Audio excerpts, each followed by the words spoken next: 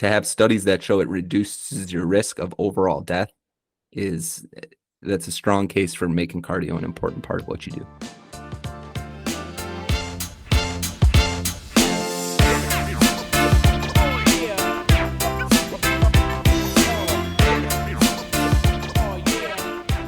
Hello, everyone. Welcome back to another episode of the Better Basics podcast. I am Matt Stone, and as always, I have my best friend, Dylan Waldhuter. Dylan, it is great to see you. How you doing this week? I'm good, man. Football season's back tonight. Let's go. NFL draft, baby. It's times like this where I wish I'd started a sports podcast, but unfortunately that market is a little oversaturated. Hopefully by the time that you guys are listening to this, the Green Bay Packers have drafted all of the best players and are well on their way to another Super Bowl. So what we are here to talk about this week is not football, surprisingly, but we are going to get a little bit more into cardio. So if you listen to our podcast last week, we talked about why strength training was going to be a better option for fat loss than cardio. But I mean, it's not as if cardio is bad. That's not what we're here to say. It sucks to do, but there are other benefits. So how we are going to start this episode is we're going to talk about a study. Dylan, you found a study that pretty much goes along with what we were talking about. Yeah. Yeah, and it's new. So it was timely after the podcast last week. It was on theme, and the title of this study was Lifting Weights and Cardio Equally Reduce Body Fat Percentage, New Study Finds. So that piqued my interest, right? Because there's a handful of studies that show lifting weights is more effective, especially for long-term fat loss, than aerobic exercise. So being a curious person and somebody who's not dogmatic about anything, I thought to myself, oh shit, maybe there's some new evidence to suggest that what we shared last week isn't, entirely true. So I dug into the study some and just wanted to share a bit about it, because this is the type of study where the title of the study, the headline that comes from it, misleads media into publishing claims that lead regular people to take action that sometimes is misguided. So I just want to break down some kind of key components of the study itself. The study looked at 406 overweight individuals, and it had them split into three groups: one that did 3 hours of cardio a week, one that did 3 hours of strength training a week, and one that split their strength training and their cardio 50-50 for 3 hours over a full year. And what the study found was that the body fat percentage decreased almost exactly the same amount in all three groups. So that's pretty interesting. And before we got on the pod, we were talking about, cardio can be a strategy for fat loss. And I think if you go back and listen through the previous episode, we get into the nuances around why, while it may work for fat loss, it's not really great for sustainable long-term fat loss and for keeping weight off. So 1 year is a finite amount of time, and it's interesting that these are the results they got. There's a huge caveat in here, though, and that's that the strength training group in this study was eating up to 200 calories more per day throughout the full year of this study. Yeah, so 200 a day. That's not in the headline, and that provides further evidence for exactly the points that we made last week with regards to why strength training is superior. So that's 73,000 calories extra a year that those people were eating. So if we take that 73,000 and you divide it, let's just say, on average, like around 2,000, well, goddamn, my calculator pooped out. So what did we here? Let's do some quick napkin math here. So it was 365 times 200. So 73,000 divided by 2,000. 36.5. What does that mean? What is that number? What kind of math you're trying to do here? I Oh man, think I was trying to. 73,000 calories over the course of a year is a significant enough Oh, statement to I say, see. Oh, that 36.5, that's the days. That's days. That's like how many days worth of eating they oh, came up sure, with. So sure, if you sure. have an on average, we got there. We figured it out. We It took did. a while. I almost broke my countertop here trying to figure it out.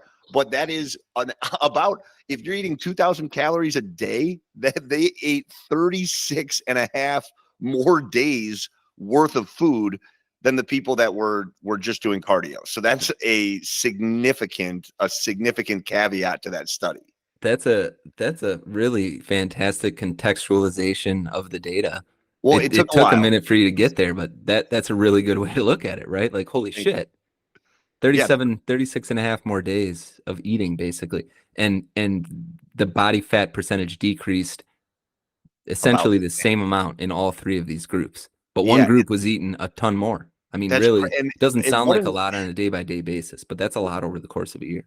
and that just goes to show you like why it is important to look into these studies and not just and look deeper than just the headlines. And it's just it's interesting that that isn't they didn't control for that, because you would think that would be a major portion of the study if the goal was to figure out which is more effective for fat loss. So Yeah, that and the important thing to remember with these studies is they're time limited. So we don't know what happened with these study group participants after this year. And what's really important to keep in mind is we talked about this before. It's I don't want to say easy, but people are often successful at losing weight. People are really bad at keeping the weight off. right. So when we talk sustainable fat loss, what we mean is what happens after that year. You give a year to losing that weight. What do you look like? What do you feel like 2 years, 4 years, 10 years down the road? And that's where this strength training emphasis really becomes important again for the signal, the adaptation, and really creating a new you that's just a more efficient at burning calories versus storing them. So Yeah. there's tons of studies that show lifting weights is more effective for longer term fat loss than aerobic exercise. And that's what we emphasized in last week's podcast. So if you missed that and fat loss is something you're interested in pursuing, you should go give that a listen. But Matt's right. If you just listen to segments of last week's episode, it may have sounded like a hack job on cardio. If the internet trolls wanted to go in and pull segments out and suggest that we hate cardio, they could probably do that. But if you listen to the full conversation, this is a podcast, it's long form media. We talk about the nuance in all this, and we do allude to the fact that there are many benefits to cardio, which is what we want to talk about today. Yeah. So you are currently reading Peter Attia's book. What's on longevity? What's it called? Drive. Drive. Okay. And so you shared this quote that I think is really great. So I wanted to let's lead with that. So it says that exercise might be the most potent drug we have for extending the quality and perhaps quantity of our years of life. The data are unambiguous. Exercise not only delays actual death, but also prevents both cognitive and physical decline better than any other intervention. It is the single most potent tool we have in the health span enhancing toolkit, and that includes nutrition, sleep, and meds. That is, I mean, if that doesn't fire you up to start exercising, I don't know what will. It is, it's just one of those things that is going to not just, we start to make these changes oftentimes because we don't like who we see when we look in the mirror. We don't like, how we feel. But it's you got to start thinking about the long game, and we're in our early 30s, and but we have, I have clients in their 50s, 60s, 70s. We have people that listen to this podcast that are that are significantly later in life than we are, and if you talk to any of them, it they still want to look good, but the thing that is really important for them is less that and more about how they're going to feel as they get older, extending not just the lifespan but the health span. Yeah, and so in the book he points out and talks about the four horsemen of chronic disease. And these four kind of disease categories, they account for over 80% of deaths in people over 50 who don't smoke. So that if we can sort of figure out ways to combat these four horsemen, we're setting ourselves up to do that, to live longer and to live longer better. So this is heart disease, cancer, neurodegenerative diseases like Alzheimer's being the most common, and then things associated with hyperinsulinemia like type 2 diabetes and things like Mhm. fatty liver and other metabolic kind of syndrome. And the point he's making in that quote you shared is that to combat those four things across the board, there is nothing better for doing that than exercising. And he talks a lot about strength training and the health benefits of strength training. And we covered a lot of that last time. Today, we want to talk about the cardio piece and the different ways you can train cardio, the different benefits that come with them, and leave you with some practical ways to think about integrating cardio into your overall fitness journey. Yeah, and so when we think about cardio, there are three major categories. There is your hit high intensity interval training. There's the moderate intensity, steady state, and then there is low intensity steady state training. And so they all have their benefits. And so I mean, like real quick, just to distinguish between the three of them, hit is going to be what we think of like if you're going to go to like an Orange Theory, some sort of group fitness class. More often than not, is going to be hit, and that is generally a really good combination of strength training and cardio. It's going to be usually lighter weights, more explosive movements. It's going to get that heart rate up, and it's going to it's going to keep it up, but in these, intervals, right? Peaks and valleys. And that is a really great option. We'll go more in depth about hit another time. But then there are the two steady state forms of cardio, which I think are probably the more, when people think of cardio, that's probably the more traditional exercises that come to mind. Yeah, so the moderate intensity steady state would be, like a jog, and the lower intensity steady state would be like a walk. There's Hmm. just one caveat I want to add to what you said about hit, which is like the Orange Theory fitness classes will incorporate some strength training. I don't know that I'd call it that, right? Like typically the rep ranges that you're working in with the strength focused movements are in higher rep ranges that are really turn them into more of a cardio exercise. Yeah, maybe So resistance training resistance, yeah. is the better way to put it instead of strength. You're right, because those, and it's interesting because a lot of people think that if they rack up a zillion splat points that they're going to be jacked, and it's just not really the most efficient way to build muscle. I mean, hit is one of those few things that if programmed really well and done really well, you do have the opportunity to build muscle and burn fat. But it's one of those things that it's a very advanced form of training, and it's kind of been bastardized over the last handful of years to to be sort of this like entry level form of Mhm. fitness. And I think that is a huge issue with the fitness space nowadays. If you're taking an untrained or like low training age individual and throwing them right into hit, they are setting themselves up for injury and for failure. And so you really do have to be really careful when entering into those styles of training. But you're right. On the most part, if you're doing one of those Orange Theory classes, you can do it safely. But it's going to be more of a cardio exercise than it is going to be strength, muscle building.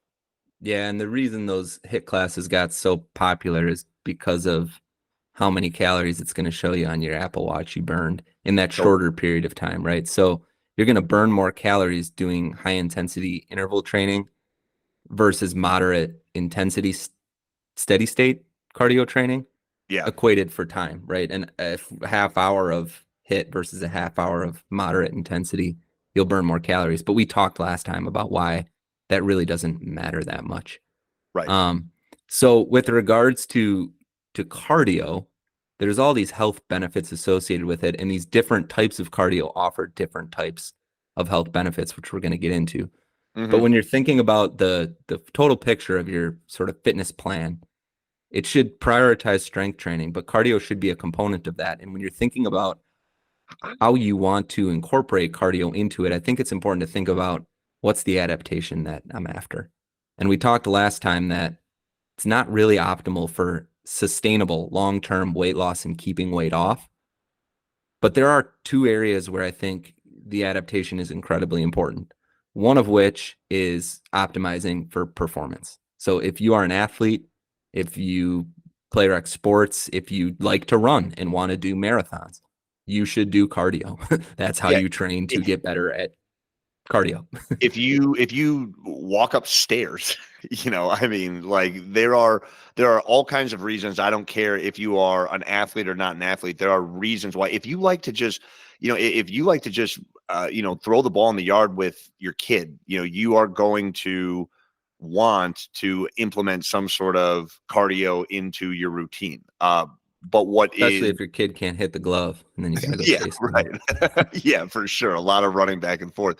But I don't know, I don't know if this is what you meant by that, but something that I find with cardio is like for that performance, you really need to do that specific skill. There is going to be some just general translation, but for the most part, to become a better runner, spending a bunch of time on the bike or the elliptical isn't going to get you there. If you want to be a great runner, you need to run and combine that with strength training too, so that your muscles are mobile and strong. But those forms of cardio don't translate as well to to others. So I think that's an important thing to note. If Yeah, you it's if you're a interesting you runner, run. say that. When we were living in Madison, I think 2013, I did the Pewaukee Triathlon, Hmm. and I was training for it while we were living in Madison. And I remember running miles, biking miles. But that summer, there were really bad algae blooms in Lake Monona and Lake Mendota. And so I didn't swim much at all. I just ran more and biked more. And I got to Pewaukee Lake on that Saturday I morning, remember and I this. was like, You almost drowned. oh, dude, it was bad, man. I was like 100 meters out there, and the lifeguards were offering me pool noodles. I was just floating on my back to catch my breath. Yeah. So, like, I was cardiovascularly fit, but I hadn't Mhm. trained for that swimming aerobic adaptation, and I suffered for it. I think I took dead last in the swim, and I got out of the water, and I was so mad. I think I finished first in my group in the run. But that just shows you, like, what you train for is what's gonna stick, what you're gonna benefit from. Right. Yeah, and then the other one is the optimizing for health. Yeah. Right. Yeah. And so there's kind of like a little bit of a nexus here between performance and health. Some of the like throwing the ball with your kid stuff starts to kind of bridge over to that optimizing for health category. But we know cardio is great for cardiovascular health, superior to strength training. It's great for something we're going to talk about towards the end of the podcast, which is increasing VO2 max. And an increased VO2 max is associated with a risk reduction in cardiovascular mortality, but it's also associated with a risk reduction of all cause mortality at any age. So increasing your VO2 max can be incredibly important. We'll talk about what that means and how to do that. But it's really important for your heart, right? It's a heart healthy activity, and to have studies that show it reduces your risk of overall death is that's a strong case for making cardio an important part of what you do. Yeah, for sure. And so when we think about cardio, and the different stages, hit the moderate steady state and low intensity steady state, that is going to it does different things to your body because it forces your heart to work at different rates. And so, we thought it would be worth going over the different heart rate zones. And so I think an important place to start is finding out, talking about maximal heart rate. And now there are, different like scientific ways to measure your exact maximal heart rate. But when I was studying for my personal trainer's certificate, the calculation was 208 minus your age. But now they found that it's more like 208 minus your age times zero point 0.7. So that number, essentially, your maximal heart rate is going to be a little bit higher when you do that. So the math that you really nicely put on the show notes, so I don't have to get my calculator out again, is both of us are 33. So 208 minus 33 times 0.7, our maximal heart rate is about 184.9. And again, that is not an exact calculation, but that is just if you are trying to figure out what your heart rate needs to be to hit each of these zones. That's just a good number to have a rough idea of. Yeah, and with the prevalence of, Apple Watches, Fitbits, etc., those are pretty accurate at telling you your heart rate at any given time. So Mm-hmm. by figuring out your maximum heart rate, you can then sort of work your way through these different cardio zones that we're going to talk about, which are all a function of your heart rate relative to that maximum amount. Right. So there's five kind of key cardio zones. The first is zone 1, which is the lowest intensity. That's when you're at about 50 to 60% of your max heart rate. Zone 2 is an important one that we're going to talk more about. And this is sort of like your traditional aerobic exercise when you're working towards better aerobic efficiency. And it's 60 to 70% of your max heart rate. Another way to think about this is it's sort of the cardio you're doing where it's somewhat difficult, but you should still be able to carry on a conversation, right? You're not totally out of breath. Yeah, and the other way that I heard it described, and that's like the normal way I hear most people talk about it, but also like a 4 or 5 on like for rate of perceived exertion. If Sure. you are if you were going to rate the exercise, how hard it is on a scale of 1 to 10, your zone 2 cardio is going to place you at about a 4 or 5. Okay. Zone 3 then, 70 to 80% of your max heart rate. This is sort of like this is pretty popular. Like if you went for a 30-minute run and you were like too tired to keep going, that's about what zone 3 would be.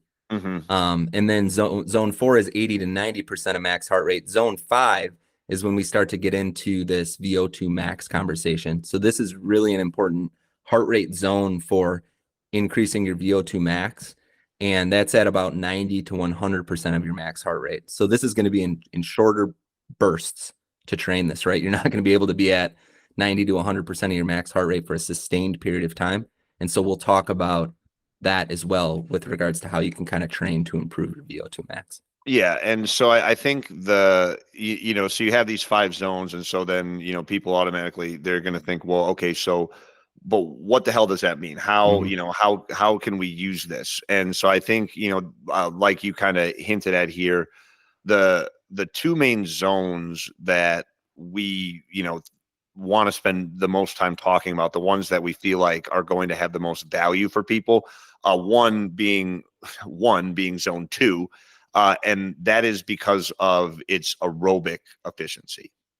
You bet. Yeah. And maybe the only thing to note is like if you're optimizing for performance and you want to run a 5K really fast, you might be in that zone 3 to 4 kind of world. So this is like for health, right? For Right. health, Yeah, right. optimizing for health purposes. It's really going to be about improving your aerobic efficiency, to your point, which is living in that zone 2 world, plays a crucial role in preventing chronic disease by improving the health, efficiency, and flexibility of your mitochondria, which decline with age, which is really important for preventing disease. And when we're talking about, how much zone 2 cardio should I be doing every week to improve my aerobic efficiency, the recommendation is 2 to 4 hours per week at roughly sort of 45 minutes at a time. And the thing I'll note there with regards to that range is what else is going on in your life, right? Like I'm a 2 hour a week guy tops because I prioritize more of the strength training. I have other things going on in my life. My sleep's not totally optimal right now. So you got to remember, like all of this is a stress, and our stress bucket's only so big. So when you think about how much am I going to do, you got to make sure it fits into that stress bucket. And again, so you can kind of play with that, but this is also where having a coach or trainer could be beneficial as well. Yeah. Do you think now, like, just trying to think what makes the most sense for organizations, is now a good time to talk about the things that we do for zone two cardio, or should we save that, save that for the end when we talk about how we implement? Yeah, let's wrap with it, I Okay. think, because then we Yeah. can just sort of talk about like how can we do this, right? Sweet. Okay. So then, I mean, that's pretty much wraps. Like that's the basics on zone two. So Yep. then, the other zone that we feel like has a ton of value, and this one, this is the one that, especially as we get older, seems to be the one that we spend less and less time at, and Mhm. that is that zone five, and that is because of what it does to VO2 max. Yeah, and so what is VO2 max? VO2 max is a measure that tells you the maximum amount of oxygen your body can absorb and use during exercise. So it's a really good way to measure your aerobic fitness level. And as I noted before, it's a really important biomarker for longevity. Mhm. Higher VO2 max is correlated with living longer. And it's interesting, after the age of 25, which is super young, it drops by 10% per decade. Yeah, that it's So crazy. So people aren't really using it, so they're losing it, right? right, and that's the point, is it begins to decline at a really young age. However, the regular exercise can greatly slow it, and you can improve upon where it is. It's not something that you can't improve if it has backslid a little bit. So super important to work on, improving that VO2 max. And the most efficient way that you can do that is by getting your heart working hard as hell. Yeah. And so there's a few different protocols for how you do this. This starts to get into some of that kind of high intensity interval training to some degree, right?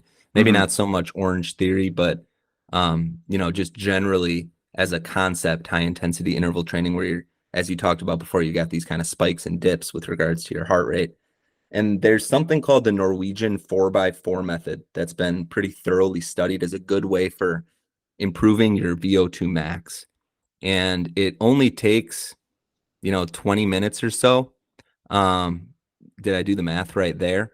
We'll 16, a little we'll bit. talk Well, it's close. It's we'll close. we'll talk about what it is, and then we can maybe work backwards on the Yeah. math. But what you're going to do is you're going to do a general warm up, get your body going, and then you're going to do 4 minutes of sprinting, like high zone four, zone five sprinting, where you're getting that heart rate up to 85+% of your maximum heart rate, and then Yeah. you're going to bring it down for 3 minutes of just walking. So you want to get that heart rate all the way back down, and you're essentially going to repeat that 4 times. Yeah, exactly. So, longevity specialist, is this something that Peter Attia talks about It in his? is. Yeah, he Yeah, talks about it him a lot. and Dr. Rhonda Patrick loves this method too.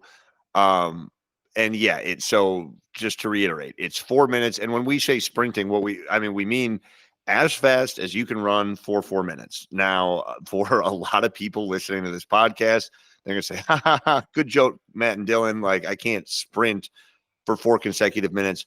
That's fine. What we mean by sprinting is simply just as fast as you can go. 4 minutes of continuous movement, as fast as you can go, followed by 3 minutes of recovery walking.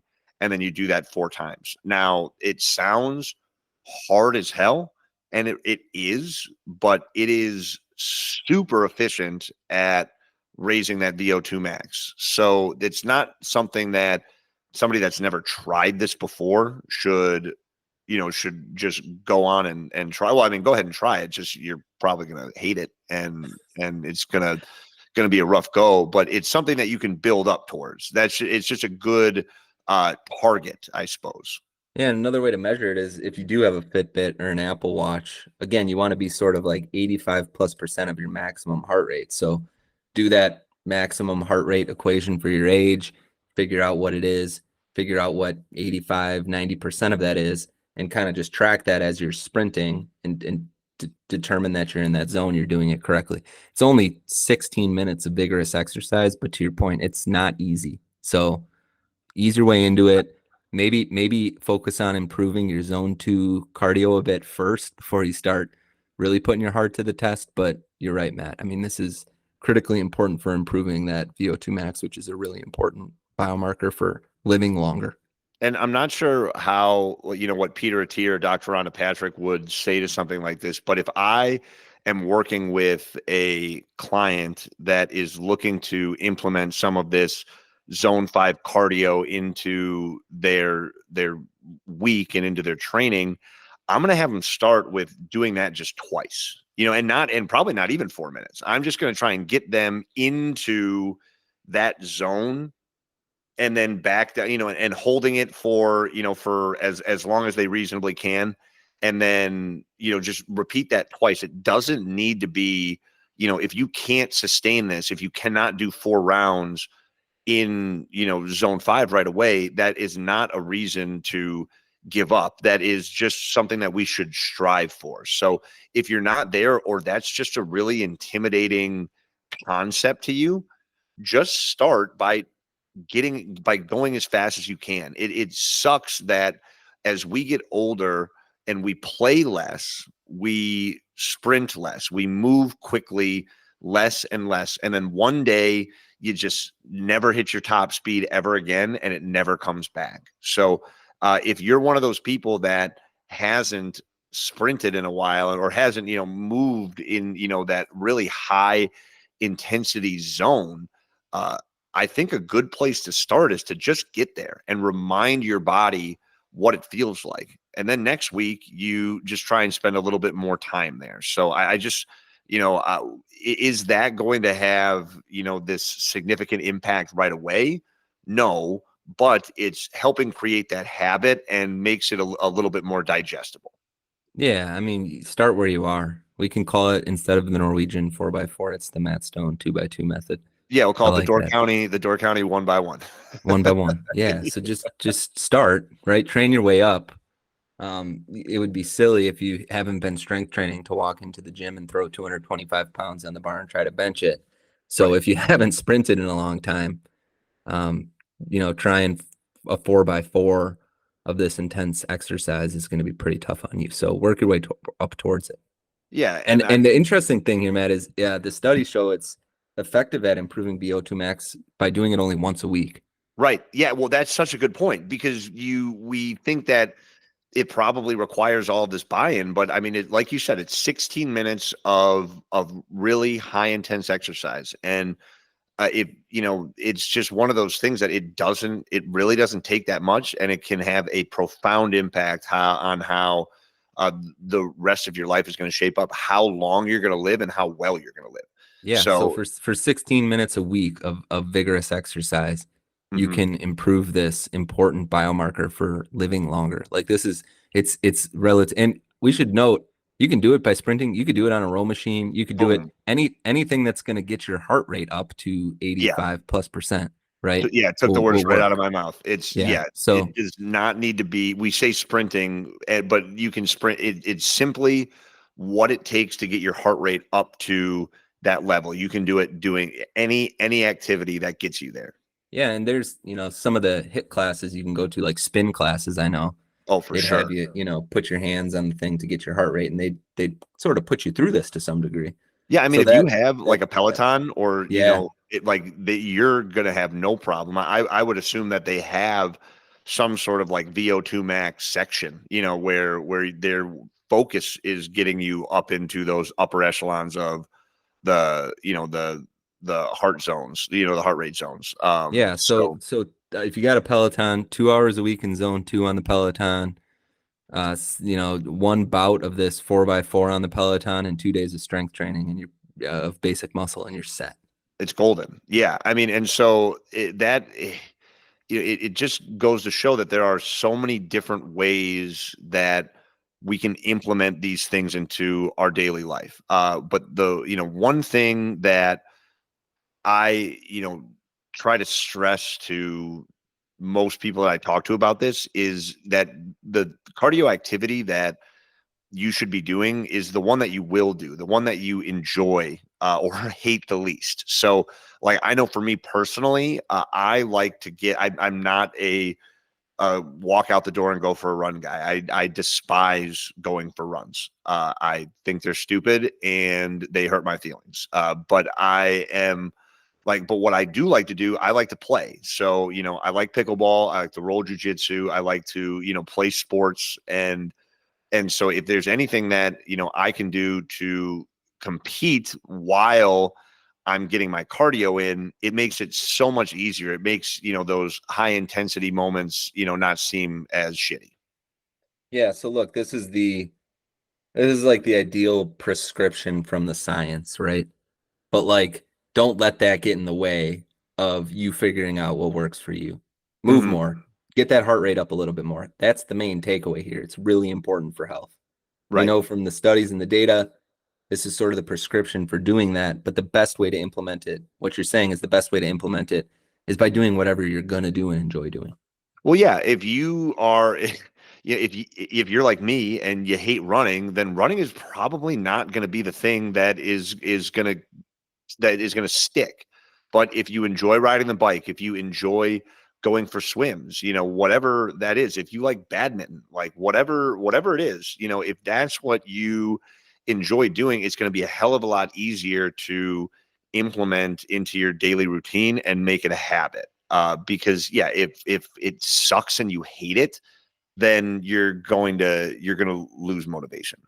I think the main takeaway from an implementation perspective for me is dependent upon the type of person you are, right? Like the main point here is figure out more ways to get your heart rate up more frequently because Hmm. it's very, very important for your health. If you're a type A, very rigid schedule type person, and you can prescribe this right into your program, you can suck it up and go for the runs, and you can.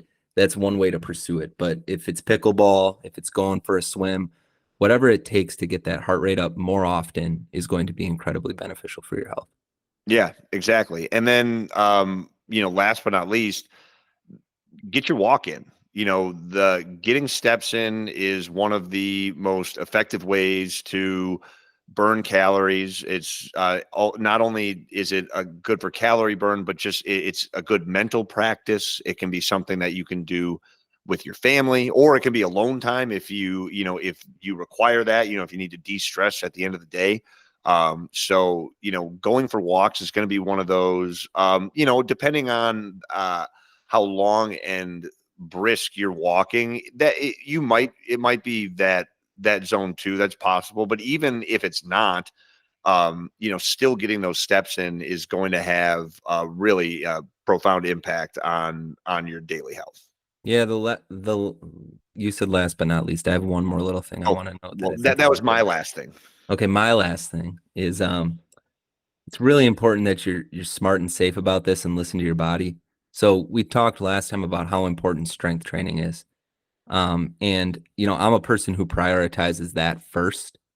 And you can't do it all, right? You're only going to be able to tolerate so much. So if you're trying to win, you know, at strength training and cardio at the same time, and you're trying to do all of this stuff for all of the benefits all of the time, it's going to be difficult. It's going to put stress on your body. And if you start to be tired all the time or sleep poorly or have aches and pains, that's probably your body telling you you're doing a bit too much and it might be time to scale some of these different things back. And we did a whole episode on the seasons in training, and that's where this sort of seasonality of pursuing different adaptations can become really important. So lift your weights, get that heart rate up more frequently, listen to your body, figure out how to make it fun. Nailed it. I love it. All right. Let's get to our listener question of the week. How do I sculpt my chest and arms? Is there any more context to that question, or That is that it? the well, yeah, I know the person. So Um, the additional context would essentially be the sort of like a lagging body part. The lower body kind of blows up with training, and the chest and the arms seem to lag behind a bit. So this person is wondering, what can I do to, and I kept the word sculpt in there because I think that's an important term to discuss with regards to building muscle. Hmm. It's thrown around frequently, and I think a lot of times people assume that means there's like this opportunity to spot reduce fat or like Mm. and that's not really possible, right? Like people who want abs think that they can crunch their way into abs, but oftentimes the reason the abs aren't showing up is because you have to get down to such a low body fat percentage for those things to even show up that they've never really ever been there in their life. Yeah, we So, all have abs. The six pack is there on all of us. The reason that it's not showing is because there's fat on top of it. And you can yeah, now you can make those muscles pop more sure. by strengthening them, by getting them, bigger. But it's not going to reduce fat in the area. So that's a good place to start is, Yeah, and the other thing on sculpting is like you can't sculpt muscles. Muscles either grow or they shrink. So right. like you can target specific body parts to help them grow. And maybe we can talk, maybe that's kind of at the heart of this question is these body parts are lagging. How do I get them to meet up with the rest of the muscles that are growing better? But I think that's an important caveat as well. Is it's not like there's some magical way to sculpt your chest. Your chest is either going to grow or it's going to shrink, and there could be reasons why it's lagging behind a bit, which we can talk a bit about. Yeah, I think that when people say sculpt or hear it with women a lot, I want to tone. Tone. What they really do mean, and even if they don't know it, is they want to build muscle in that area. They want Mhm. that area to look stronger. How do you make it look stronger? Well, you got to you got to build muscle there. So if we're talking about the chest and arms specifically, um, well, then whatever your training program is doing, you need to do a little bit more chest and arms. And how you do more, there's a few different ways. I mean, so one is going to be just upping intensity. So I'm assuming if this person reached out to you that they're doing a somewhat balanced full body split. So I mean that's step one is we got to look at the programming. Is there adequate chest and arm work being done to begin with? And if there is, which oftentimes that is the case, you can be training these body parts and they're not going to be progressing like other ones will. So then how do we increase the fatigue and the stimulation in that area? So I think one thing that we often have to look at when looking at lagging body parts is the intensity, how hard we are actually pushing those specific muscle groups. And you got to make sure that you are exhausting those muscles and not just exhausting them, but giving them the proper time on the back end to recover. Yeah, and an off-the-shelf program, to your point, is it's likely going to try to help you equally build muscle across all of the muscle groups. Hmm. So if you have a lagging body part, I think a good place to start is you're right about the intensity, but also the volume. Maybe add some more volume to the chest and take it down a bit in the shoulders. So Yeah. if you're programmed for 3 sets of 8 on the bench press, maybe you up it to add a set for a couple weeks and see what that does, or add a fly variation in there for 3 sets. But you have to make sure you take something out too, because these programs are designed in a way to not give you too much. Right, too much will be counterintuitive to building muscle. So if you want to target a specific area, I think add more volume to that area, pull some volume from somewhere where you're having more success, because we know we've talked about this before. It takes very little stimulus to maintain what you've already built. So if you're pretty happy with the way your shoulders look and you want to work on that chest some more, pull a little volume from the shoulders, add a little volume to the chest and see what happens there. The Yeah. other thing, Oh, go Oh, ahead. well, so what I was going to say is that that volume doesn't even necessarily have to be added on the same day. You can, first off, that's fine. If you have the energy and the time to add in that volume on the day that you're already training, then that's great. But that's where having these like focus sessions on off days can really help with lagging body parts.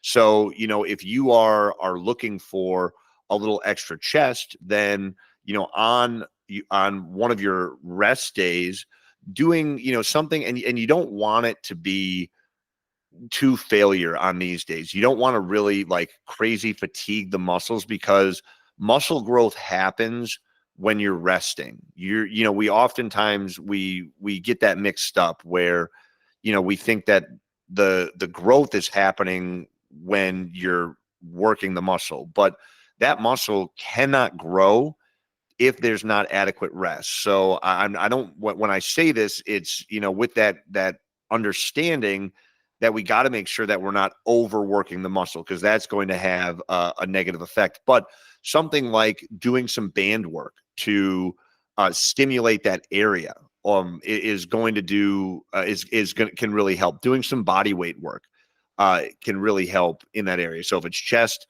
something like push-ups. If you're using a band, something like banded chest flies, like that can help you uh, keep that muscle building signal in that area a little bit longer. Yeah, and I think just a good general rule, anytime you're increasing volume, you should decrease intensity. Hmm. And anytime you're increasing intensity, you should decrease volume. So your point's correct, right? If you're going to increase the volume in a specific muscle group, you probably want to bring the intensity down some, because otherwise you're going to overwork the muscle. I was very much a lagging chest guy, and a lot of it occurred for me, one, because I was too proud to bring the weight down. I wanted to bench press as much as possible. And I had poor connection to my chest. And so I had a lot of arm and a lot of shoulder doing my bench press movements. So another, I think, a really good opportunity for bringing up a lagging body part or sculpting a specific area, bring the weight way down, go really slow, and really focus on the mind muscle connection. Yeah. And make sure your form's good, work with the coach, get that form dialed in, get that connection dialed in. As soon as I did that, as soon as I set my pride aside, started doing some higher rep, really focused chest work, it changed the entire game for me. So that's Yeah. another really useful tool for doing that as well.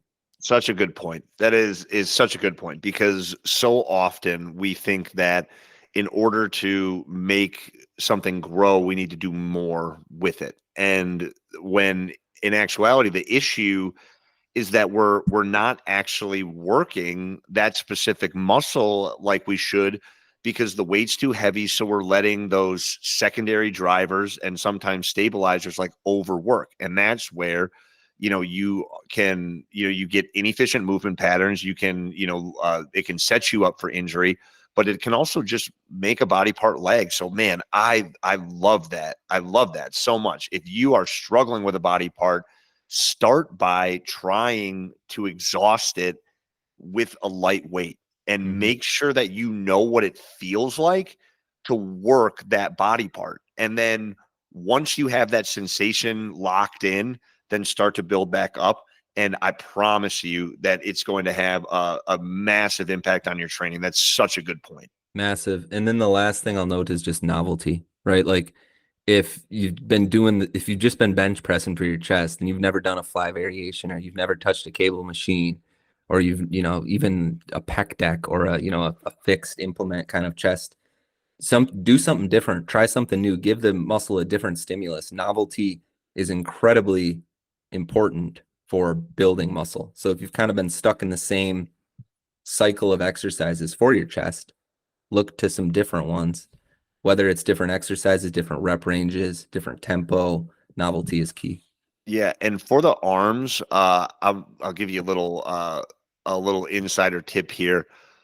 Pump up the triceps. If you want your arms to look bigger, we often think that the biceps are, that's the glory muscle, right? But I'm telling you, if you want to have bigger looking arms, spend more time on the tricep, and you are going to have more sculpted arms quicker. It's a bigger, it's a larger muscle on your arm. It's going to have a bigger impact. Yeah, your sleeves will be a little bit tighter on your arms. I think arms become a problem because primarily because of form, right? Like when we're talking arms, we're talking biceps and triceps. These are really targeted muscles. And again, too much weight. You see people doing bicep curls where they're swinging their body, using Mhm. momentum. Bring the weight down, focus on the target muscle. Yeah, That'll get the really pump. Yeah. get Mhm. yeah, work towards a pump. That's good advice too. Like for me, I was always training towards strength. And Mhm. pump is essentially where you'll know when you got a good pump, right? Like you're training a higher rep range, you're really focused on a target muscle, and you'll feel like your muscles are pumped up because it draws water into those muscle bellies. Um, that's a great way to train arms. Yeah, and then the last thing is creatine. If you're not taking creatine regularly and you start taking creatine regularly, you are going to notice a little bit more definition in your muscles. And the reason for that is what you just said with the pump is creatine brings water into those muscle bellies to give them a fuller look. So if you're not taking creatine regularly, beyond the fact that there are so many other benefits to taking creatine, and we've talked about that well before, I highly recommend giving that a shot and taking it consistently, because that is one thing that a lot of people, they have creatine, they have access to it in their house, but they aren't taking it regularly.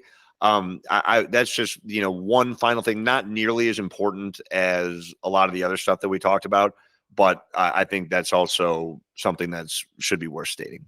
Dude, do you know what the magical Greek god formula is? It's Tell- cre- tell me. it's creatine in an element, like 1,000 Oh, milligrams of sodium. that's You that's you my favorite. will take that and go do a high rep, hypertrophy focused exercise for your chest and arms, and you'll feel like a brick shit house. It's yeah, that's my pre-workout. Yeah, me Is too. yeah, I do my creatine and an element pretty much every single day. So the Uh, salt's gonna hold water, the creatine's gonna draw it to your muscle bellies. It's fun. Exactly. Yeah, Yeah. yeah, it's sweet. That I like that. That's a sweet little hack. If you like that advice and want to hear more of what we have to say, please, you know, give us a like, follow us on Instagram, like and subscribe. We have a YouTube channel, all that good stuff.